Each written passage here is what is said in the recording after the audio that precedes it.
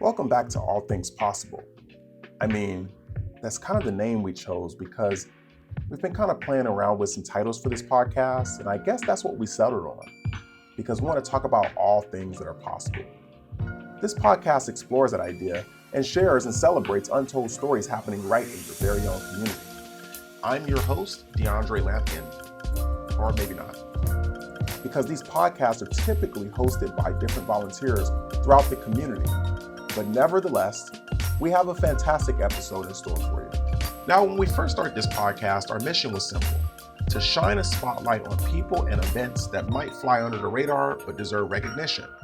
We wanted to ignite that spark of civic engagement in our listeners, inspiring them to get involved and make a positive impact. And yes, have we been blown away by some incredible stories we've uncovered. In today's episode, recorded on February 27, 2024, we have a special treat for you. Our talented host, Jordyn Brown from Brave Spaces, sat down with a group of extraordinary students from Chaffey High School's Entrepreneur Program. These motivated students embarked on a remarkable journey to become entrepreneurs.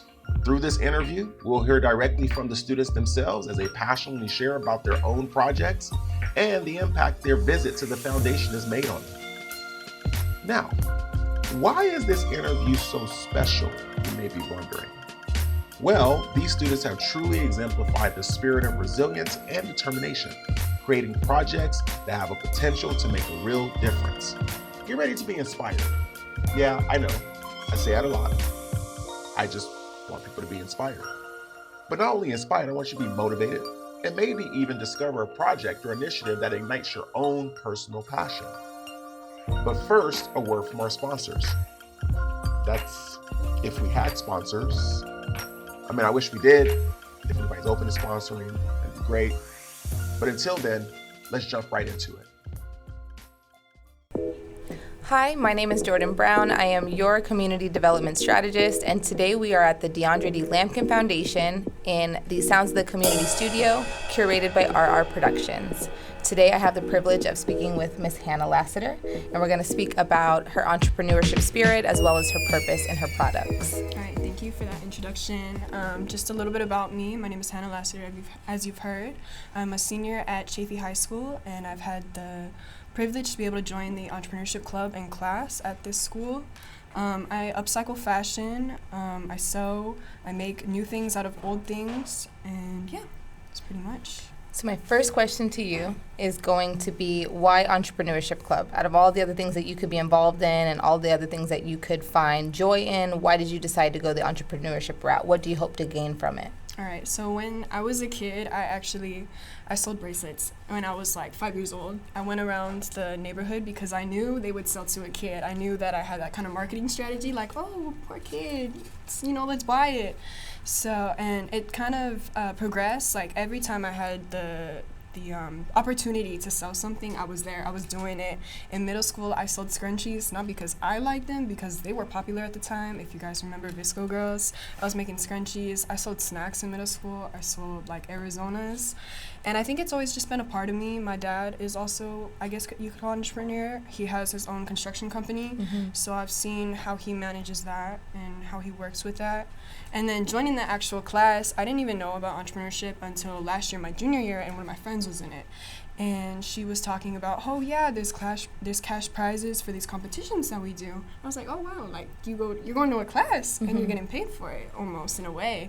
And I was like, I could do that. So I jumped on that. I joined the class and we started with a competition. First thing in, Miss Christie said, okay, let's do it. Here's your competition. You're gonna design a toy. And me and my partner Harmony, we won that competition, and I think we got $50 each. That's so awesome. From there, it was just, let's do this. That's awesome. I love to hear that you've basically been having an entrepreneur spirit since you were like a young child. And now, as a senior, you're about to walk out into whatever the working world looks like. And I'm so excited that Chaffey High School has given you and other students the platform to really explore all of your talent and all of your artistry. So I do want to talk about your upcycled fashion.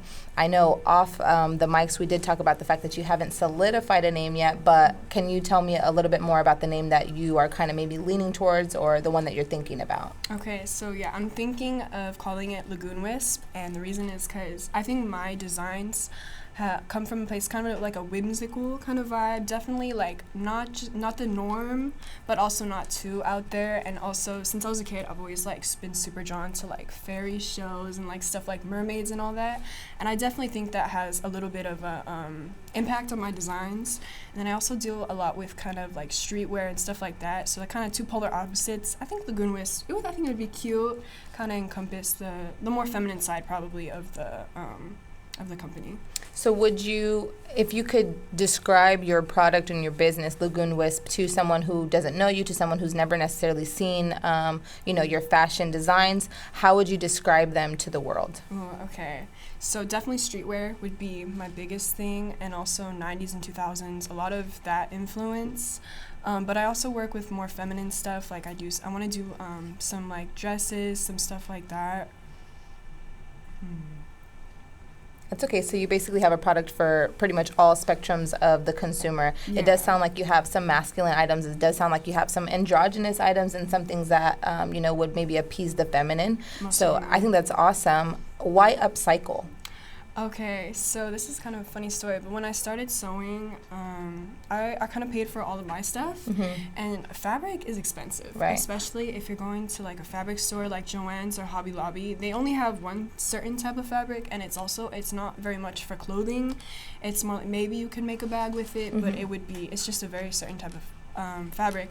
And I also saw that I was growing out of clothes because I started when I was about 12 years old. So I was growing out of clothes, a middle schooler, like you're growing. And I was like, okay, well, I don't have fabric. I have my sewing machine. What can I do? Right. What can I do now? So I took my old clothes and I was like, okay, let's do something with this. And also when I was a kid, I was super, super skinny, but I was also really tall. So I didn't fit into many clothes. So my jeans, the waist was always too big or the jeans were too short. I said, oh, I can fix this. I can do something to it. I can make these clothes fit me and not have to like buy something new or whatever like that. So yeah. I love the fact that you were able to find a strength of yours and not only utilize it for yourself, but then figure out how you can share your talent and your artistry with the world and your community. So I want to ask you a little bit about Lagoon Wisp and talk about how it impacts the community, what it contributes to your society, and just what you hope people gain or gather or understand about you as an artist and about the art itself through your clothing. Yeah, I want to make a legacy that will last. I want to in the upcycling, like I want to use every single part of the upcycling. Like it's not really like a greenwashing thing. It's not like, oh, we're so eco-friendly. Like I really want to do this like the right way, the way that I'm envisioning it. Like even for my fashion show coming up, I am using a bunch of thread because I'm sewing like the whole weekend. I was sewing and I had a bunch of thread spools. So I was thinking, I was staring at them. I was like, I can't throw these away. Like there's got to be something I can do. And I was thinking, I could melt them down, but that's a lot of resources I don't have. I was looking at them and I was like, those kind of look like hair rollers. They could kind of. Accessories. And I have my fashion show is gonna be Alice in Wonderland themed, and I have the Mad Hatter, of course. And in the movie that I'm going off of, he wears a sash with a bunch of thread rollers on it. And I know that my Mad Hatter model is going to be a girl. So I was like, let's put her in some thread hair rollers. So it's kind of just taking like, okay, I have this and I have to do something with it. Let's figure out, let's think, let's sit in a room and just stare at it until something starts coming to us. I want to be able to use like every part of something. Kind of like just giving yourself like limited materials. It's like, what are we going to do now? Right. It's basically a canvas for opportunity. I think that's also where your artistic ability and your brilliance really shines through. It's not necessarily what you're doing, but what sets you apart. And so can you kind of talk about maybe just outside of you using every single piece, is there anything else that makes you completely different from others that might say that they do a similar service of upcycling? I think maybe probably just the styles. I think I kind of go a little bit outside the box. I don't want to just stay in like what everyone like knows. I kind of want to branch outside because I feel like true artists, it's not going to appeal to everybody. It's not going to be everybody's style. And I think that's totally, completely fine. It only appeals to some people, but it's still going to, that's where it's like true art. It's not for everybody.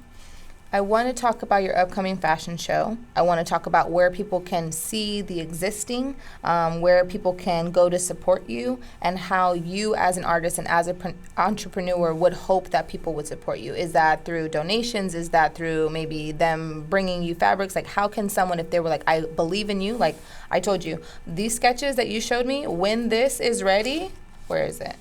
when this one is ready, I want it, and I want it in my size, and I will buy it at full price. So when and how can people find you, support you, and just see you continue to grow? I think we're going to definitely be more working on marketing, especially as the show comes up. It's some big thing. We're also working with RJ.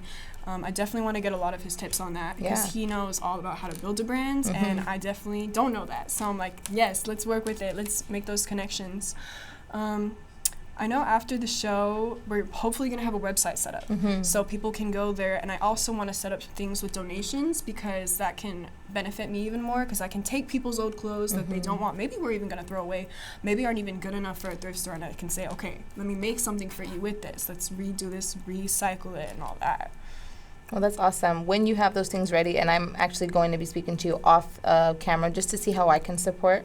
But I just want to say that I'm very proud of the generation coming up. You guys are the faces of the next wave of entrepreneurs, and I'm so excited at the diversity. I'm so excited at the unique contribution that you're giving to the world and to the society. So I just want to say, from me to you guys and from me to you specifically, keep going. Entrepreneurship is difficult, and I can say that from experience. I run a few nonprofits. I run a few businesses. I do, like I told you, I run a business magazine. I'm a commercial real estate agent. So all of those things, I say that to say entrepreneurship is hard, but it's worth it. And it's on your terms, and you get to share with the world exactly who you are without anybody telling you what to take away. So just continue to do that, despite the fact that things will be difficult at times, despite the fact that you might not have all the resources and all the funding at the beginning. Just continue to go forward, continue to grow, and I know myself, I look forward to continuing to support you and to see you grow into the entrepreneur that you're going to be. So I'm very privileged to say that I met you at 12th grade, and I'm excited to see what it looks like when we continue to, follow your journey. So I appreciate you, Hannah Lester, for being here in the Sounds of the Community Studio, located at the D'Andre D Lampkin Foundation, and I wish you best of luck with everything. Thank you so much.